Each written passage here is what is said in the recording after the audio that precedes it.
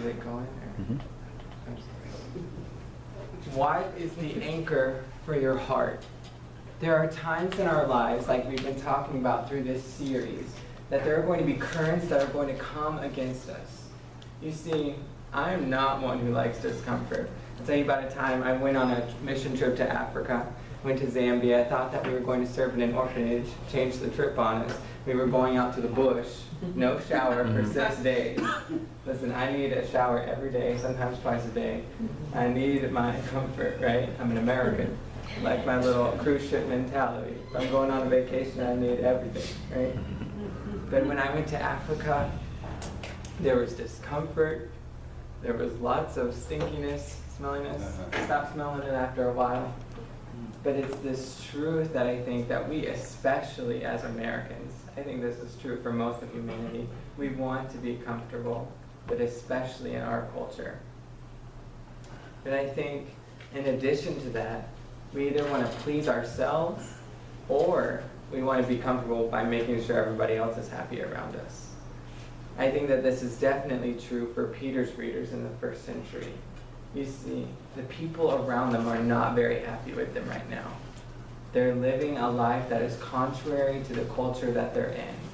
They're challenging the status quo. People are looking at them and they're saying, "What are you doing? Why aren't you coming to the temple with us anymore, bro? You know, we used to go out every night, go make sacrifices at the altar. Where you at? You're at this church thing now?" You know, people are looking at them and they're not very happy with them.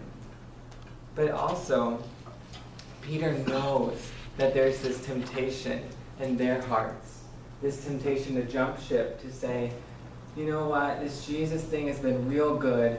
It's been a lot of fun. Jesus Sunday morning was awesome, loved worship. Pastor Paul was great, but this is just too much. This is too uncomfortable for me. It's not really pleasing those around me, and it's not giving me enough comfort."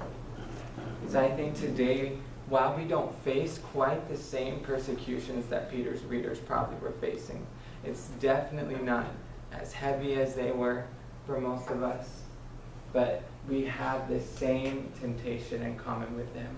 This same temptation to say, "Jesus, Sunday morning was great. That message was great. I felt your conviction. Man, I was moved."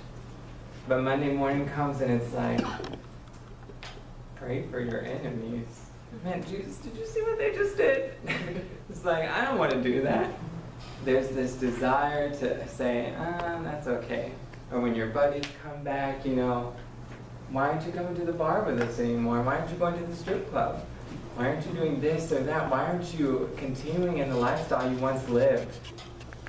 Right? There's this temptation to jump ship. So Peter, knowing this for his readers, he says, "Listen, I'm going to give you an anchor, something that will steady your heart, that will keep you here in this place. This is the anchor for your hearts. It is the fact that Jesus, this Messiah, he is the Lord of all creation, Lord of the entire universe, the Master, the King of everything. I need you to shift your reality, shift your focus, recognize that this is who he is.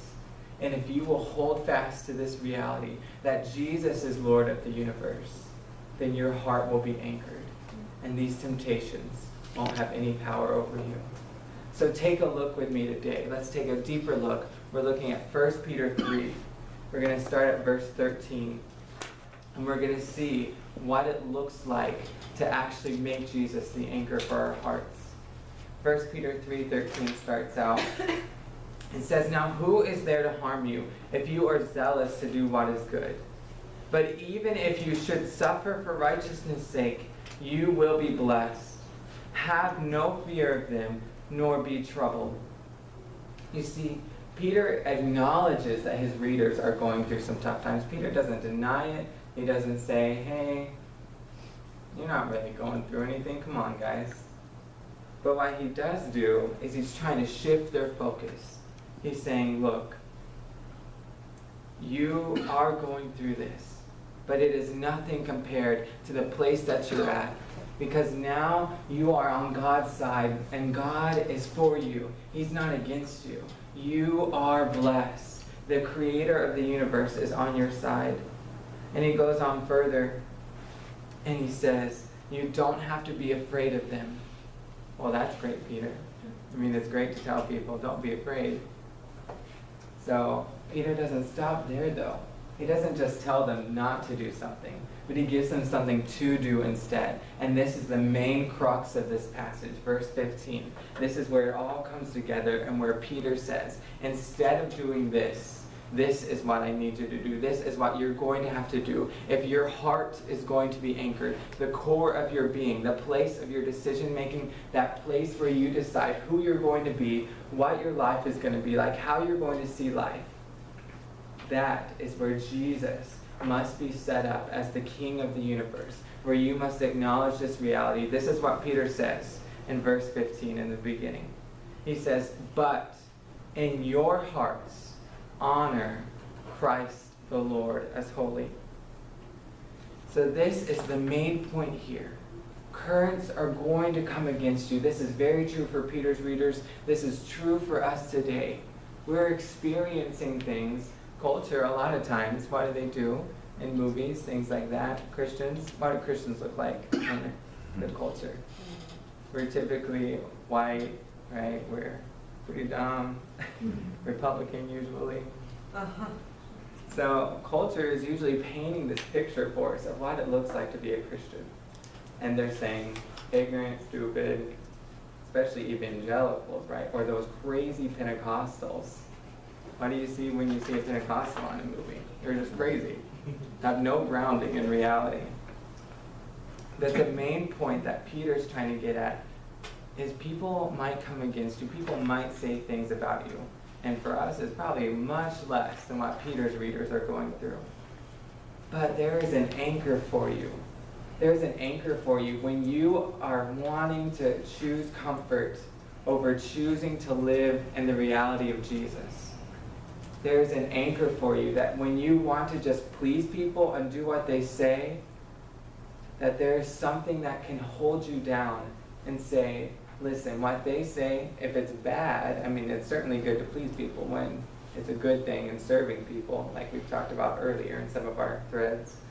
But when you just want to please people for the sake of making them happy, when it compromises your walk with Jesus, when it compromises who you are, when it doesn't show who Jesus is, that's where the issue is. But we have to make a decision, an internal decision in the core of our being, in our hearts. We have to say, am I for Jesus or am I against him? Is he really who he says he is? You see, Peter struggled with this. Peter, we talked about this. He was one who denied Jesus. In the very time that the Lord needed people on his side, Peter denied him. He knows what this temptation is. This is not unknown to Peter. But he goes on and he says, listen, if you make Jesus the anchor of your hearts, these three things are going to be expressed in your everyday life. This is what it's going to look like for you. If Jesus is really who he says he is, and if you embrace this in the core of your being, this is what it's going to look like. In the end of verse 15, Peter tells us that Jesus anchors our relationships. He says, always being prepared to make a defense to anyone who asks you for a reason for the hope that is in you, yet do it with gentleness and respect. You see, when we make Jesus the anchor of our hearts, it changes the way that we relate to people, including our enemies, including those that we want to please, including those that we're afraid of, including ourselves even. It changes the way that we relate to ourselves. We no longer just want to please ourselves. We no longer just want to make it about us, right? But Jesus is now the center of our reality. Things have shifted for us. So, for instance, instead of criticizing people who don't follow Jesus, see this all the time on social media, right? As Christians, we love using Facebook as our platform. It can be good and it can be bad, right? So bad times, though, is when we're going out there and we go and we just bash people on our Facebook. Or we just use it as a complaining mechanism to say life sucks, it's horrible. But what if we actually use these social media platforms to be a light, to be good, to share hope. This is what Peter wants them to do. He wants them to take these opportunities where they're tempted. I mean, it would be very easy when someone comes against you. It would be very easy to say, listen, I don't have time for this. Ain't nobody got time for this, right? I don't have time for this. This is not what I want. This is not what I planned. And then, just like Pastor Joe was preaching about earlier, it'd be easy to just retaliate. Use your words to hurt them. But Peter says, use this, redeem this opportunity, and use it to love, to share about hope. The second thing is that Jesus anchors our lifestyle. You see, in verse 16, he says, having a good conscience, so that when you are slandered, those who revile your good behavior in Christ may be put to shame. When Jesus is the anchor of our hearts, we can live a life that pursues goodness, right? The direction of our life is changed, and we can have a good conscience toward God. Because we live out of this new relationship with Jesus, we follow his teachings, we imitate his life, he is our example. We can rest assured that we're on God's side now. We don't have to have a guilty conscience. We don't have to be afraid of God, but we can rest in him. The third thing that anchoring our hearts in Jesus does is it anchors our hope. So verse 17 says, for it is better to suffer for doing good, if it should be God's will, than for doing evil. We see here at the end of this that Peter's saying, look, you might go through some things. You're going to be tempted to jump ship. You're going to be tempted to just do what's comfortable, to do what pleases people. But if Jesus is the anchor of your hearts, yeah, you might suffer.